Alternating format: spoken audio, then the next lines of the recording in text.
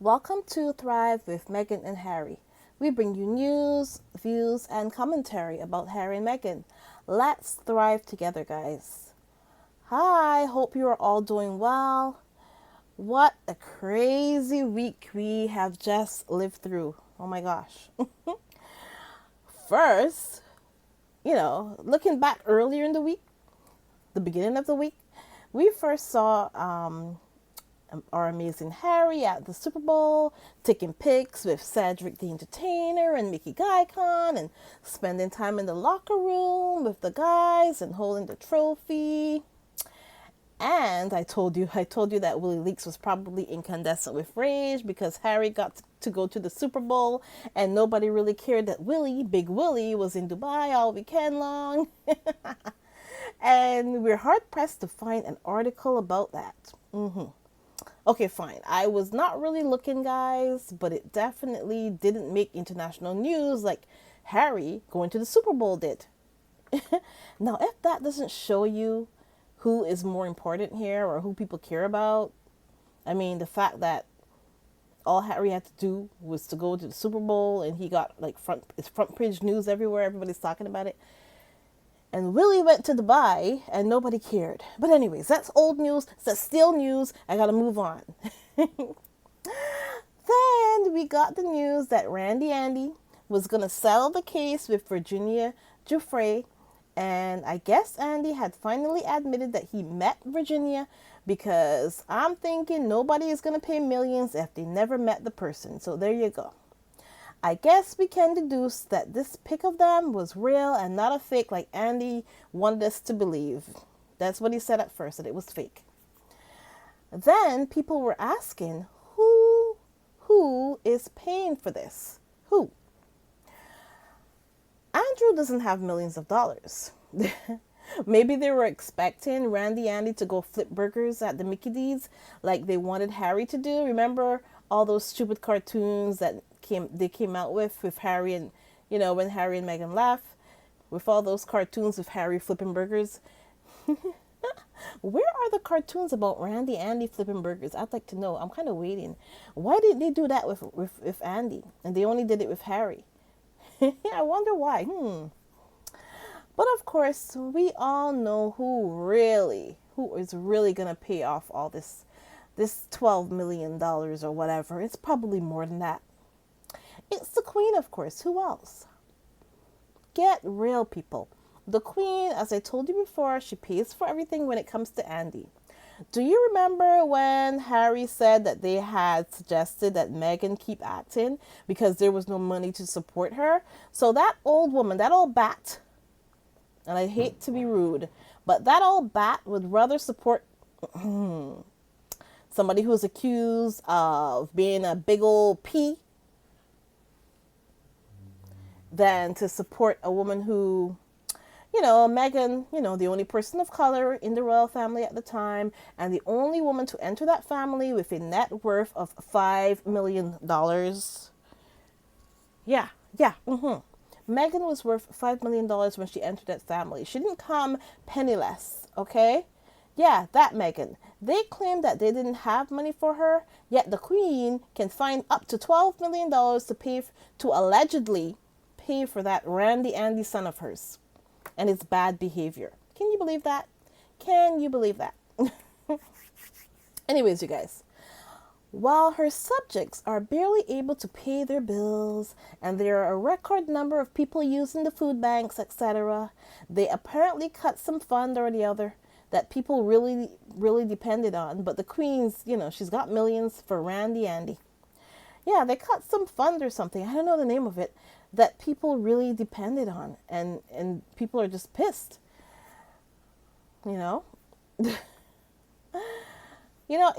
It's funny. It's okay for them to say they don't have money for Meghan and cut Harry's security and allegedly leak their location.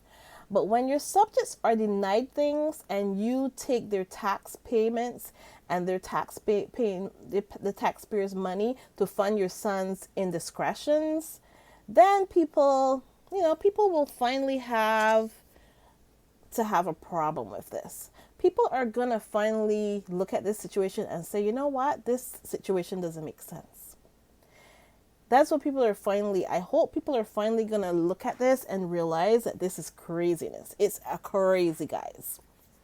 And then, guys, that crazy tampon holder, Queen Consort Camilla, I heard a story earlier in the week. She has the gall to apparently be calling Meghan names. Can you believe this? Can you believe this?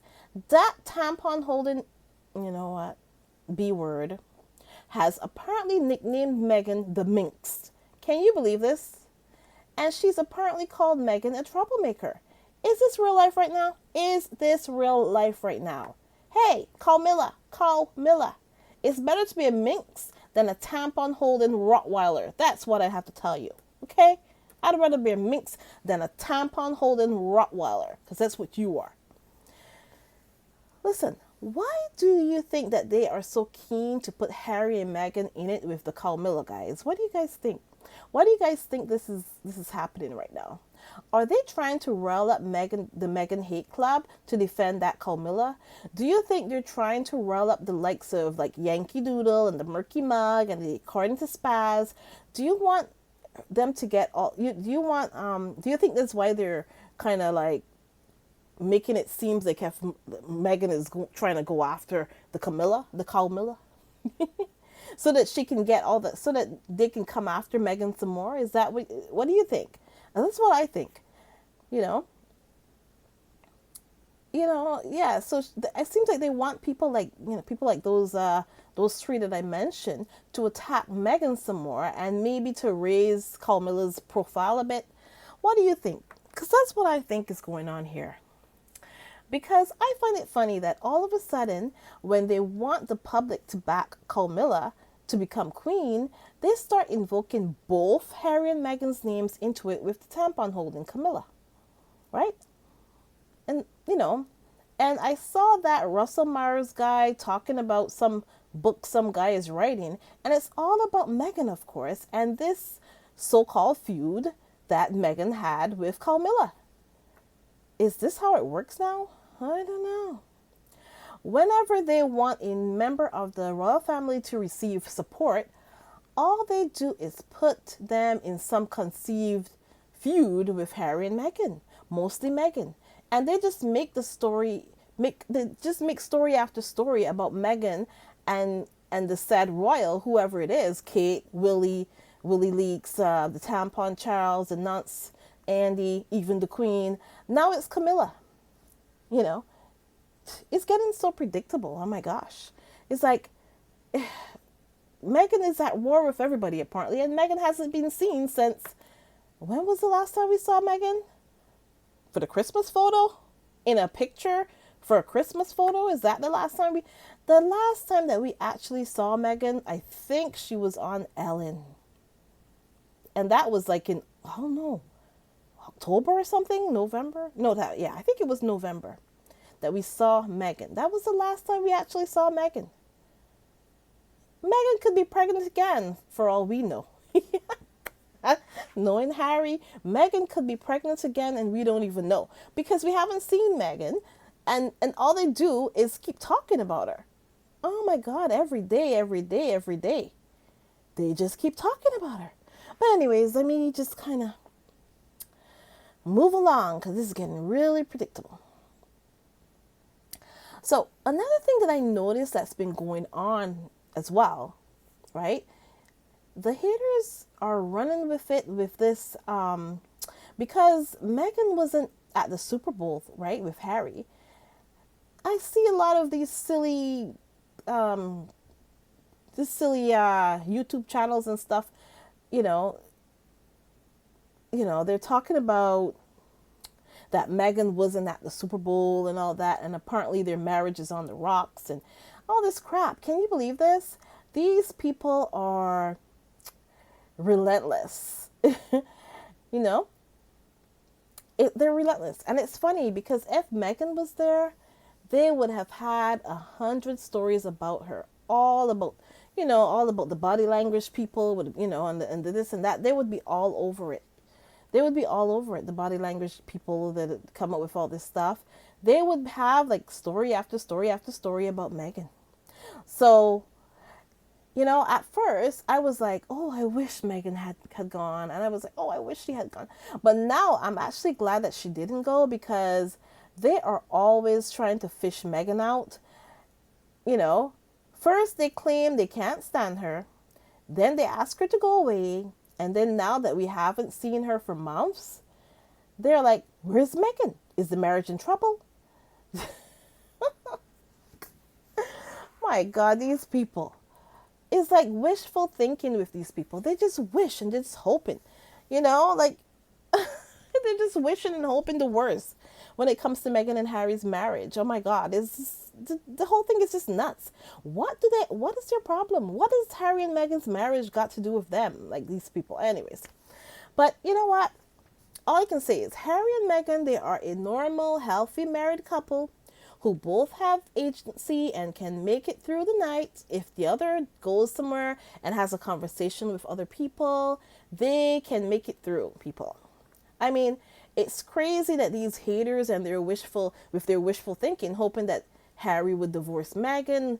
What a bunch of losers these people are. Go get a life, people. Seriously. The only divorce that you're going to witness is a divorce of common sense from your brain, people. Okay? Common sense from your brain. That's the only divorce that's going to happen here.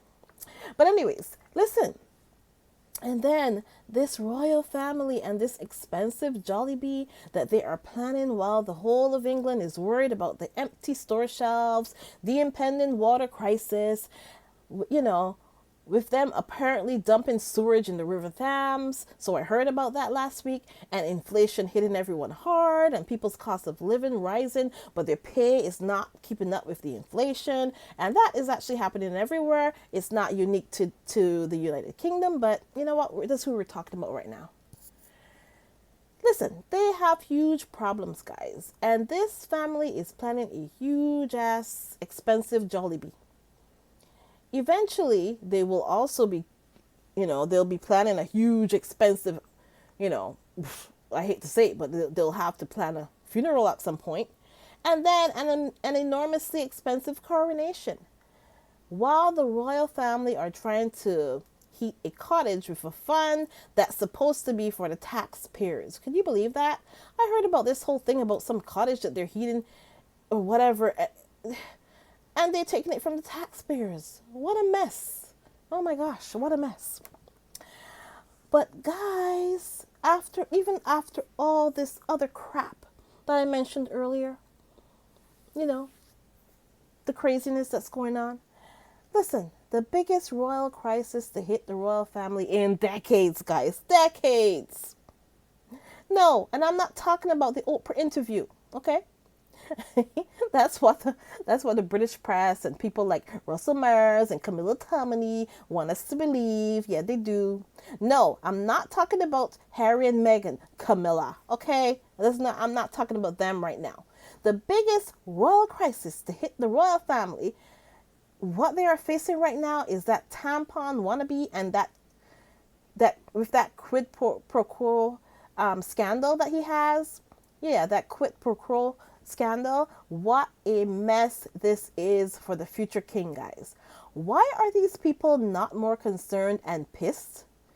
We all sat here and saw how that whole country came for Meghan, her whole time in the royal family, and especially after the Oprah interview, right? They were all calling Meghan a liar because she called their vow ceremony that they had 3 days before the official wedding, and she called it, okay, the one that she had 3 days that they had the 3 days before the official wedding, they called it their wedding, which was just between them, right?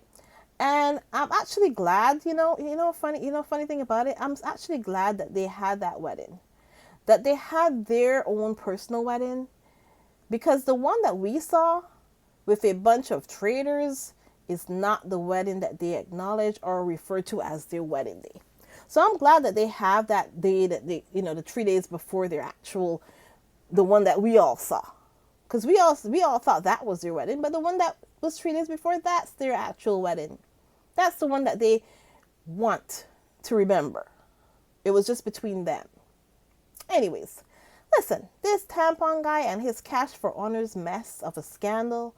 And people are saying as well that the only reason that Charles allowed the Queen to pay for the peas, the pedo prince's legal fees and pretty much bill his ass out is because she pretty much told them, listen, that she was no, she was pretty much told that, hey, you gotta give your blessings to Camilla being the queen, otherwise Andy is going to trial. And we all know nobody wanted that. We all know that that wasn't gonna happen, right? So, but hey, maybe she thought that, hey, that's the only way. But listen, does this family ever do anything without there being an agenda? Listen, basically, you're telling me if any person out there who wants an OBE or MBA or whatever the hell these things are called, I don't know what they're called, right? Anybody who wants one of those, because they give them out yearly apparently, or a knighthood or whatever, I don't know. All they have to do is to pay a couple $1,000,000 apparently. That just proves to me that the whole royal family are as corrupt as they are, as they can come. You know what I mean? Pure corruption. They're just corrupt. But hey, allegedly, okay? But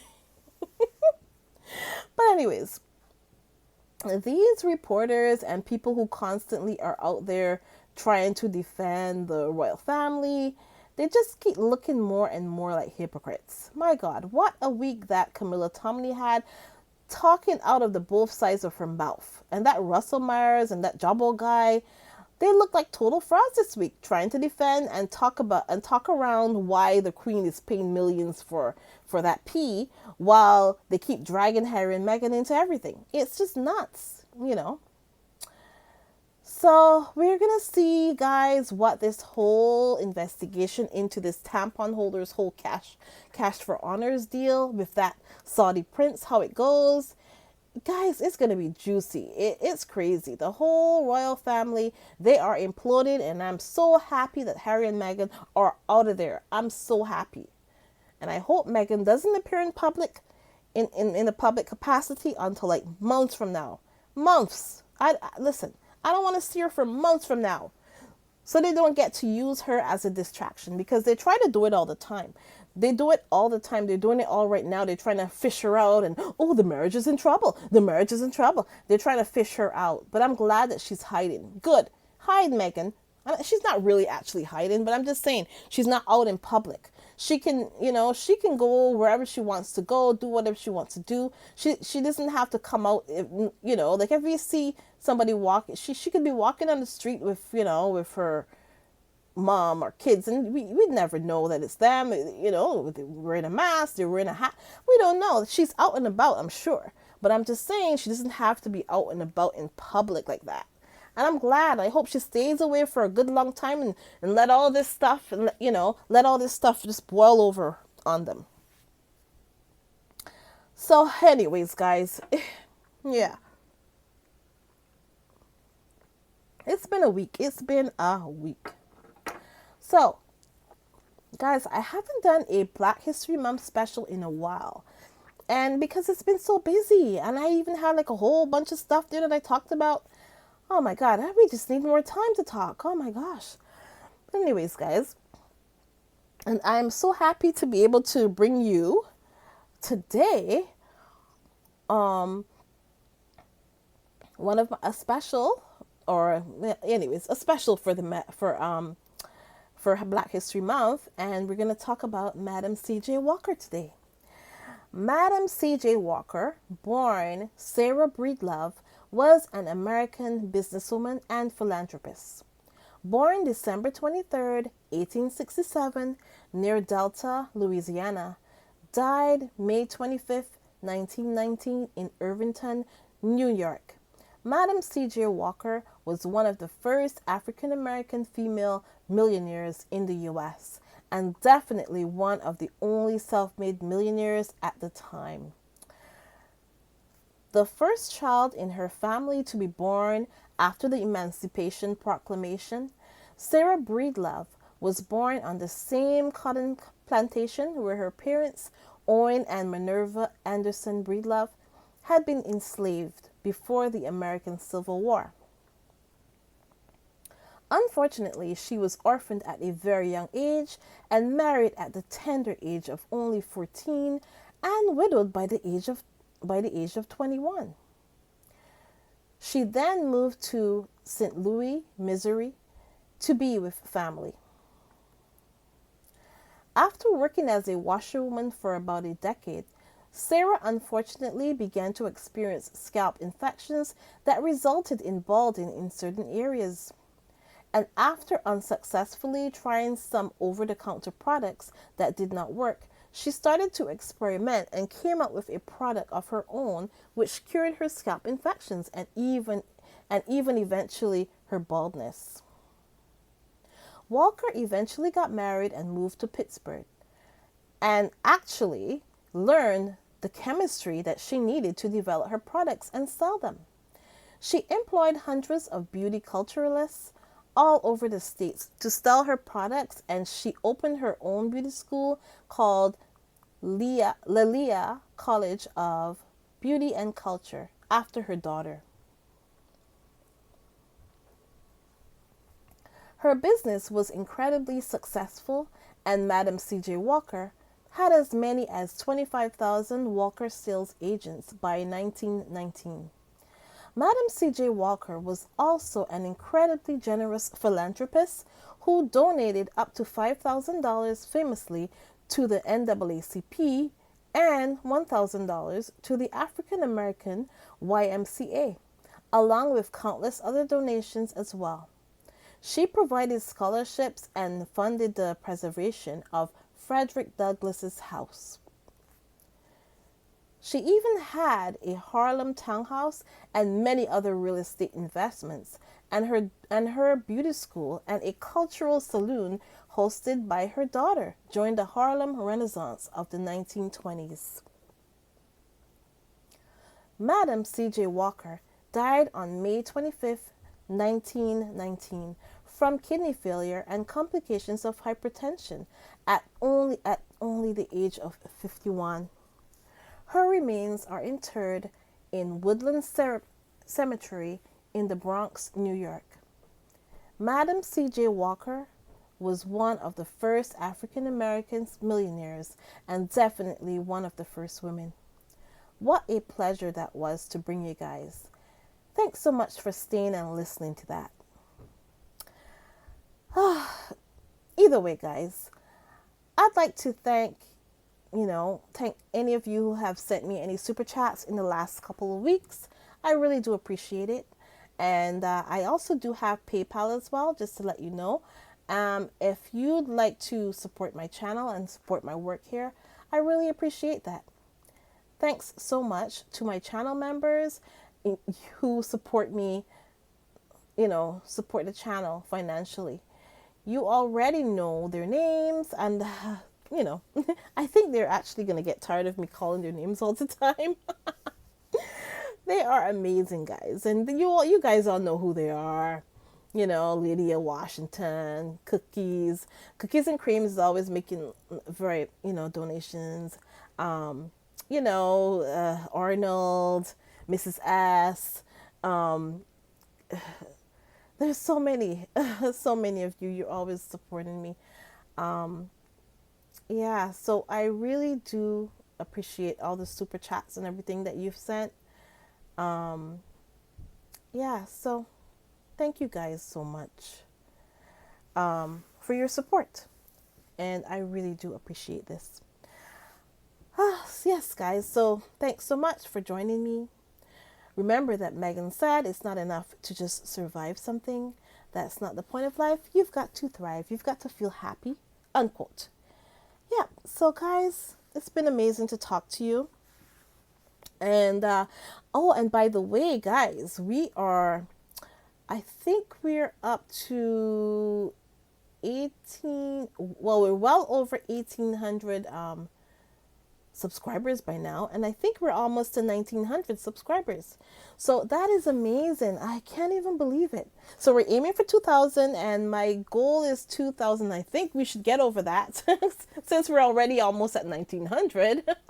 I'm thinking that we will probably get there for the end of March, like I was hoping, because yeah, just it's always good to try to move on to the next level. So yeah, so we are aiming for 2000, and we're almost at 1900 by now.